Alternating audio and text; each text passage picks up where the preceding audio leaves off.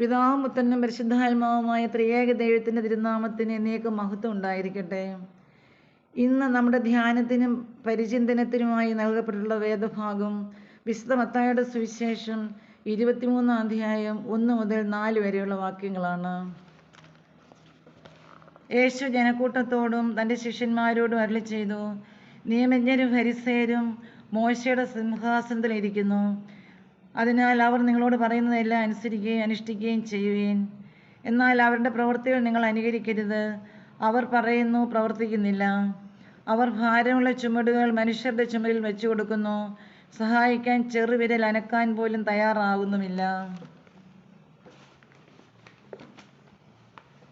നിയമജ്ഞരും ഫരിസേയരും ദൈവിക നിയമങ്ങളും അനുശാസനങ്ങളും നന്നായി അറിയുന്നവർ എന്ന നിലയിലും അത് ജനങ്ങൾക്ക് വിശദീകരിച്ചു കൊടുക്കുന്നവർ എന്ന നിലയിലും യഹൂദ സമൂഹത്തിൽ വലിയ ബഹുമാനം നേടിയിരുന്നു.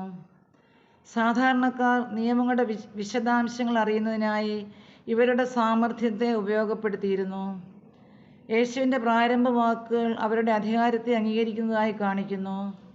അതേസമയം അവരുടെ വാക്കും പ്രവൃത്തിയും തമ്മിലുള്ള അന്തരം കാരണം അവരെ ഒരിക്കലും മാതൃകയാക്കരുതെന്നും യേശു ജനത്തെ ഉപദേശിക്കുന്നു.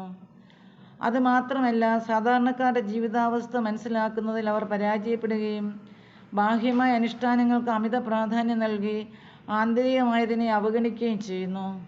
ഫലത്തിൽ അവരുടെ പെരുമാറ്റം അവരെ മോശയുടെ കസേരയിൽ ഇരിക്കാൻ അയോഗ്യരാക്കുന്നു. യേശു തൻ്റെ ജനങ്ങളുടെ ഭാരങ്ങൾ ഏറ്റെടുക്കുമ്പോൾ നിയമജ്ഞരും ഫരിസേയരും കൂടുതൽ ഭാരങ്ങൾ അവരുടെ മേൽ വെച്ചു കൊടുക്കുന്നു. അവരുടെ പെരുമാറ്റം നേതൃത്വത്തിൻ്റെ അപജയത്തെയാണ് കാണിക്കുന്നത്. മാത്രമല്ല, തങ്ങളുടെ മതാചാരങ്ങൾ അവർ രൂപകൽപ്പന ചെയ്തിരിക്കുന്നതും വിശദീകരിക്കുന്നതും മറ്റുള്ളവരുടെ അംഗീകാരം നേടുന്നതിനാണ്. ദൈവനിയമം അക്ഷരാർത്ഥത്തിൽ നിറവേറ്റുന്നുവെന്ന് കാണിക്കാനായി നെറ്റിയിലും കയ്യിലും അവർ ചെറിയ തുകൽ കൊണ്ടുള്ള പെട്ടികളിൽ നിയമത്തിൽ ഏറ്റവും പ്രധാനപ്പെട്ട ക്ഷേമ പ്രാർത്ഥന കെട്ടിത്തൂക്കിയായിരുന്നു നടന്നിരുന്നത്. മറ്റുള്ളവർ അത് ശ്രദ്ധിക്കാൻ വേണ്ടി അതിൻ്റെ നീളവും വലിപ്പവും ഒക്കെ ആവശ്യാനുസരണം അവർ കൂട്ടിയിരുന്നു. ഇതൊക്കെ അവരുടെ ഭക്തിയുടെ ബാഹ്യ പ്രകടനങ്ങളായിരുന്നു. നിയമജ്ഞരുടെ ഈ മനോഭാവത്തിൽ നിന്നും മാറി മാനുഷിക അംഗീകാരത്തിനും സ്ഥാനപ്പേരുകൾക്കും പുറകെ പോകാതെ ദൈവത്തിൽ നിന്നുള്ള പ്രശംസയ്ക്കായി ജീവിക്കുവാൻ യേശു നമ്മെ ആഹ്വാനം ചെയ്യുന്നു. പറയുന്ന ഒന്നും ചെയ്യുന്നത് മറ്റൊന്നും ആകുമ്പോഴാണ് ജീവിതം കപടനാട്യമാകുന്നത്. യേശു ഏറ്റവും കൂടുതൽ ചോദ്യം ചെയ്തിട്ടുള്ള സ്വഭാവ രീതി ഇതായിരുന്നു. ഏതെങ്കിലുമൊക്കെ അധികാര സ്ഥാനത്തിരിക്കുന്നവരാണ് നാം എല്ലാം.